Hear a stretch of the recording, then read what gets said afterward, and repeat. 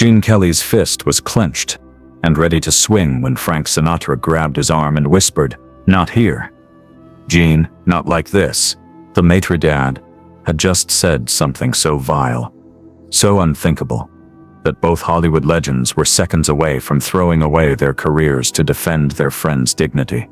But what they didn't know was that the next 23 minutes would spark the most important civil rights battle in entertainment history, and the racist words that had ignited their fury would be the last ones ever spoken in a segregated Hollywood restaurant. It was 8:30 p.m. on November 12, 1955, and Nat King Cole was standing behind them, his face a mask of dignity despite the humiliation he was enduring. In 30 seconds, Kelly and Sinatra would make a choice that would either destroy their reputations or transform an entire industry.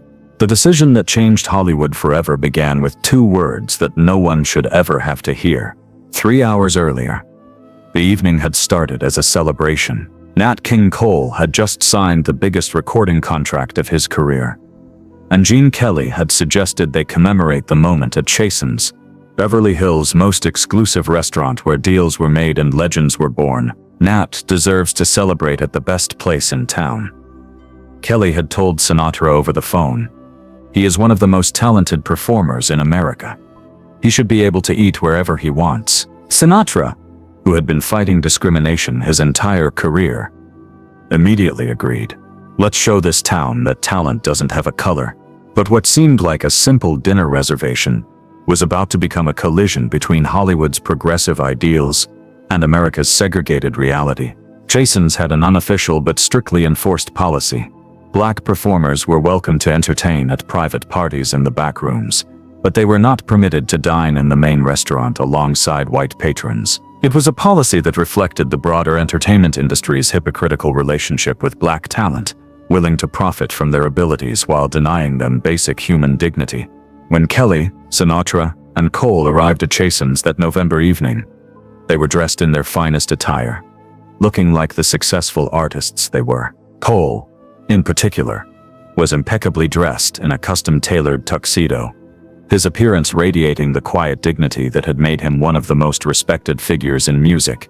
The maître, a thin man named Harrison Whitmore, who had been enforcing Chasen's discriminatory policies for 15 years, recognized all three men immediately. Kelly and Sinatra were regular customers whose presence attracted other celebrities and enhanced the restaurant's reputation. Cole was famous enough that his exclusion would need to be handled delicately. "Good evening, Mr. Kelly, Mr. Sinatra," Whitmore said with practiced professionalism. "Your usual table?" "Table for 3, Kelly replied. Gesturing to include Cole, Whitmore's expression shifted almost imperceptibly. "I am sorry, gentlemen, but I am afraid we have a small problem." "What kind of problem?" Sinatra's voice carried a warning that Whitmore either didn't hear or chose to ignore.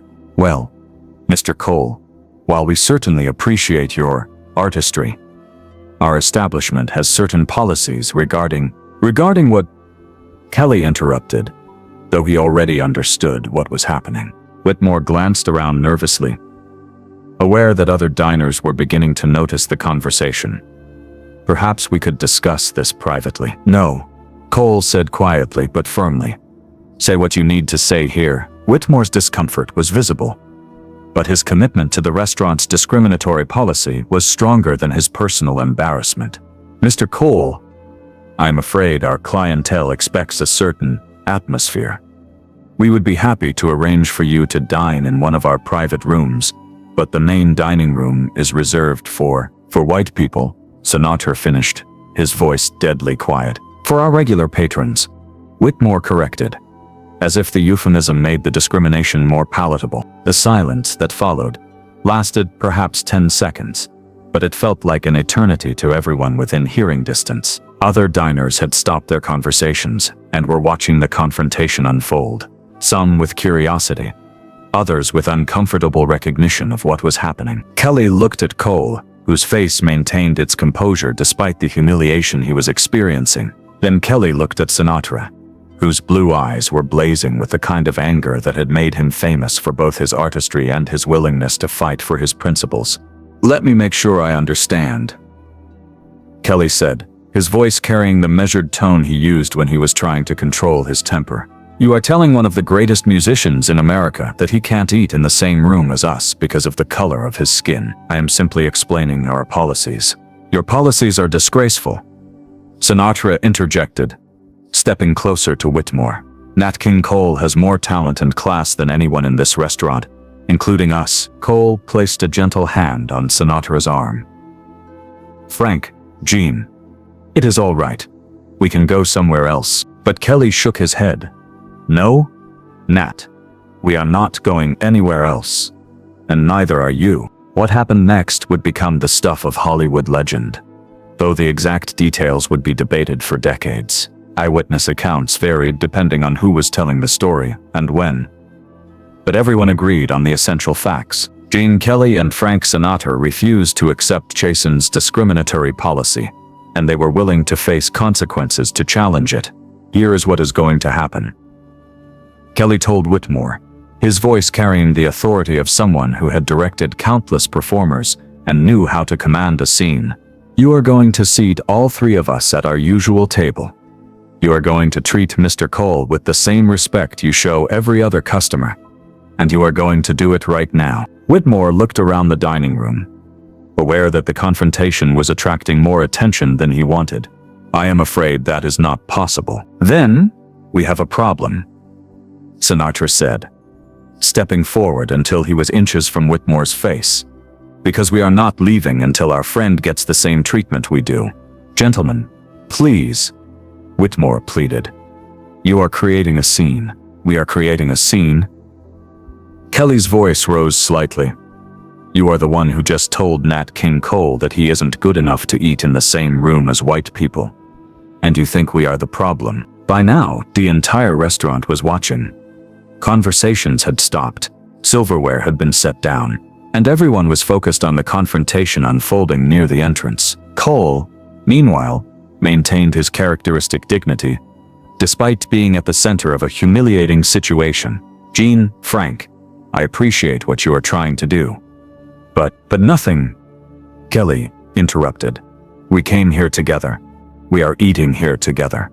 Or we are all leaving together. Whitmore realized he was trapped between the restaurant's racist policies and the public relations nightmare of ejecting three of Hollywood's biggest stars. He made the decision that seemed safest.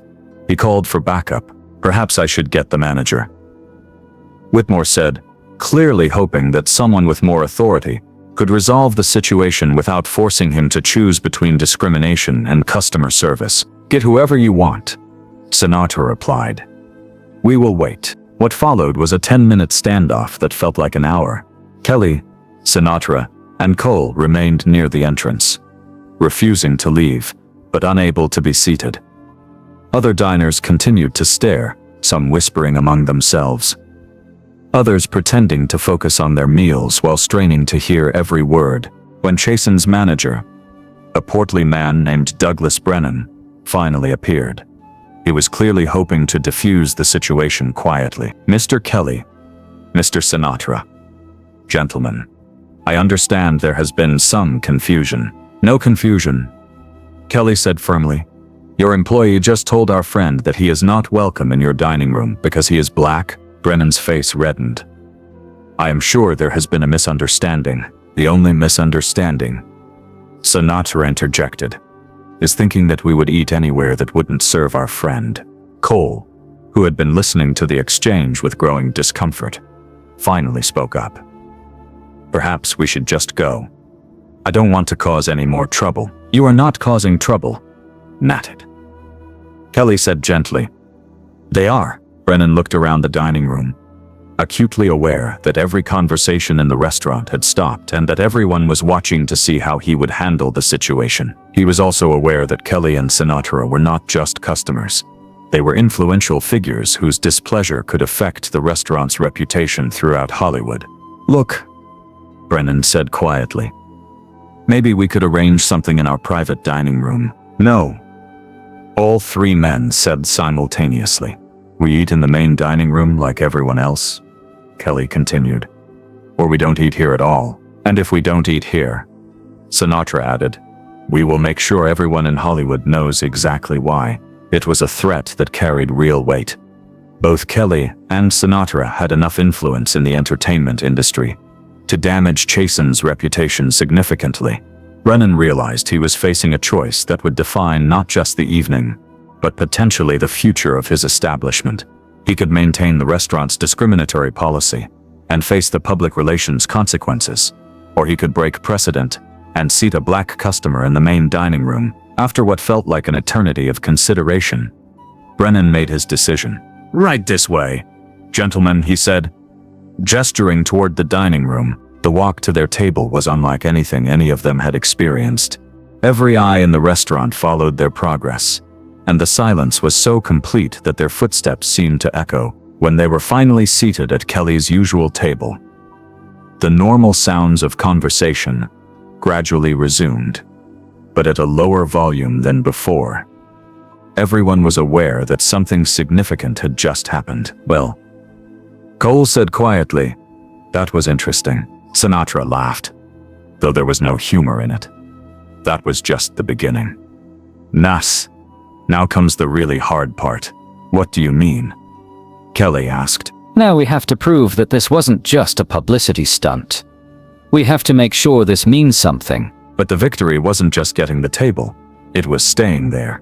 For the first 20 minutes, the tension in the air was so thick it was almost suffocating. Waiters moved nervously around them, terrified of making a mistake, while patrons at nearby tables ate in hushed silence, watching for any excuse to complain.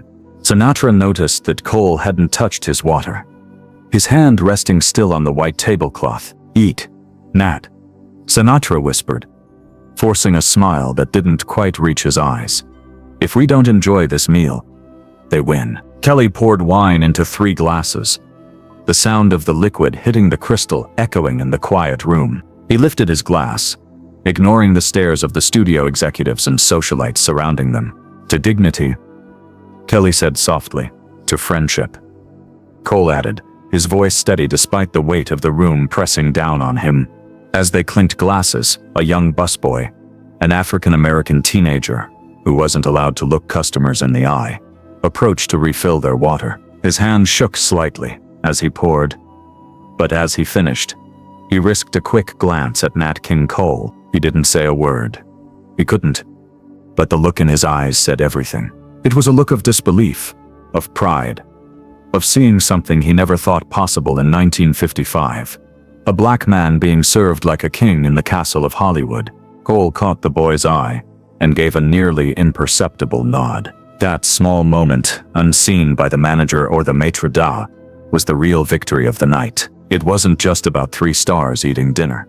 It was about showing the invisible people in the room that the walls were finally beginning to crack. Over the course of their 2-hour dinner, Kelly and Sinatra began planning what would become a coordinated campaign to desegregate Hollywood's social establishments. They used their influence to pressure other restaurants and clubs to change their policies, organized events that prominently featured black performers as guests rather than just entertainers, and made it clear that they would not patronize establishments that practiced discrimination. The impact was immediate and significant.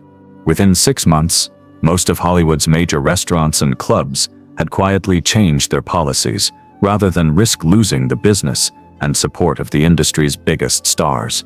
What Gene and Frank did at Chasen's that night wasn't just about one dinner, Cole reflected years later. It was about using their privilege to challenge a system that had been in place for decades. They could have stayed silent, could have gone along with the way things were. Instead, they chose to stand up for what was right, even when it was uncomfortable. The evening also marked the beginning of deeper friendships between the 3 men. Cole became a regular collaborator with both Kelly and Sinatra, and their professional relationships evolved into personal bonds based on mutual respect and shared values. "That night showed me something about character," Kelly said in later interviews. "It is easy to have principles when they don't cost you anything.